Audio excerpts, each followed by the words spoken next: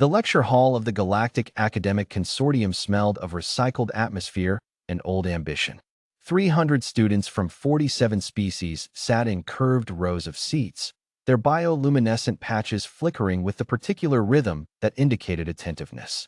At the front, Professor Zethval adjusted his spectral collar and tapped his pointer against the holographic display. "Today," he announced, "we will conclusively put to rest one of the galaxy's most embarrassing pieces of folklore."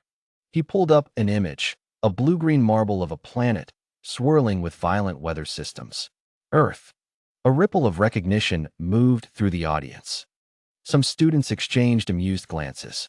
The Kreth delegates in the back row clicked their mandibles in what passed for laughter among their kind. The myth of the human Deathworlder, Professor Zethval continued, persists because of confirmation bias, poor methodology, and frankly, human self-promotion. Yes, Earth has a higher-than-average gravitational constant. Yes, its biosphere is somewhat aggressive. But the idea that humans are uniquely adapted killing machines capable of surviving conditions that would destroy any other sapient species? Romantic, unscientific, and the doors at the back of the hall swung open. 2 humans walked in. The first was tall, with brown skin and the kind of easy posture that suggested a body that had never quite learned to be still.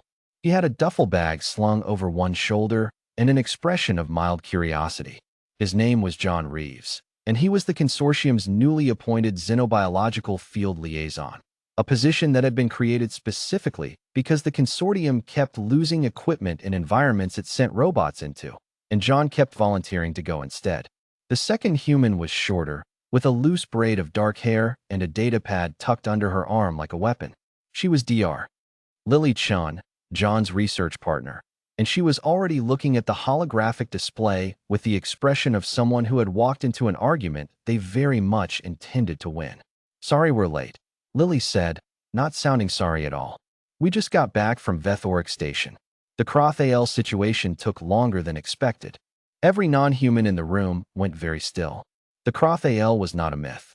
Every species in the consortium knew what it was, a predator from the deep moon of Vethoric, measuring nearly 12 meters from snout to tail, capable of absorbing directed energy weapons through its hide, and classified as an omega threat organism. The consortium had tried to exterminate it 3 times. 3 times, it had eaten the extermination teams. The standing policy was avoidance. Complete, total, permanent avoidance. Professor Zethval's secondary eyelids blinked. The Croth AL situation. It kept getting into the thermal relay station, John said, dropping his duffel bag into a seat in the front row and settling next to it with the ease of a man who had once napped inside a Category 4 storm shelter because it was kind of cozy. 17 incidents in 3 weeks. Consortium brass decided they needed it relocated. Relocated, Zethval repeated. The word seemed to cause him physical discomfort.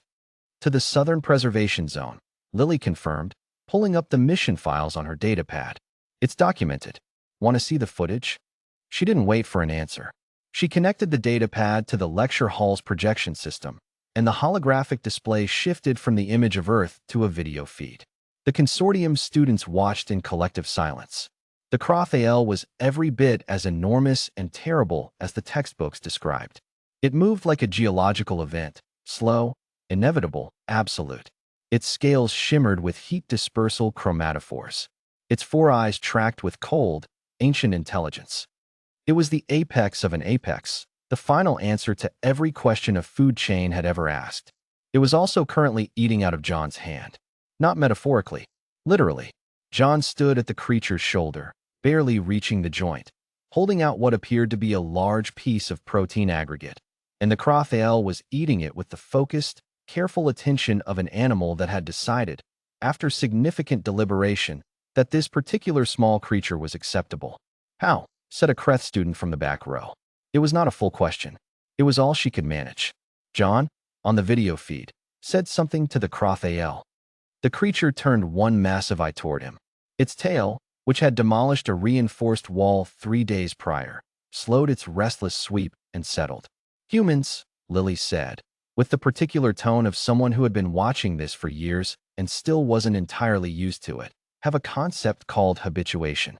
You expose a creature to a stimulus repeatedly, in a controlled way, until the fear response diminishes. It works on Earth animals.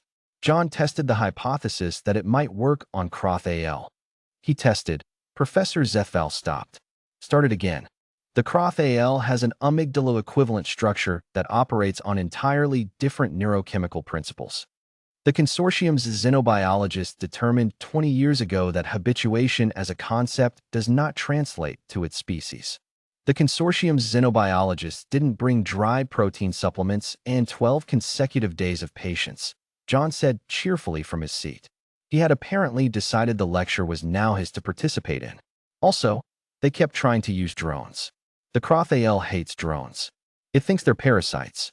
Big difference between a drone and a person. You could have been killed. I was ready to be killed, John said. That's kind of the point. You can't do this stuff halfway. The animal knows. They always know if you're scared enough to run. The room was very quiet. On the projection, the Croth AL footage continued. John guided the animal through a combination of movement, sound, and what Lily's clinical notes described as sustained non-threatening presence over 288 hours of accumulated contact, through a mountain pass toward the preservation zone. It followed him.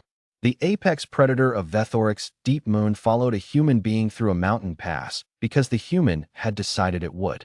I want to be precise about something, Lily said, and she moved to stand beside the projection with the unhurried confidence of someone delivering a verdict. This is not a unique incident.